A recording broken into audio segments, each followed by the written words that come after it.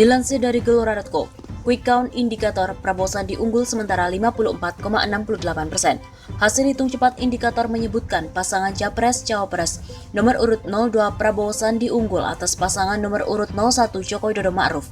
Perhitungan yang dikutip pukul 15.13 waktu Indonesia Barat ini, pasangan Prabowo dan Sandiaga unggul dengan perolehan suara mencapai 54,68%, sedangkan pasangan nomor urut 1 Joko Widodo Ma'ruf Amin meraih persentase 45,32% suara.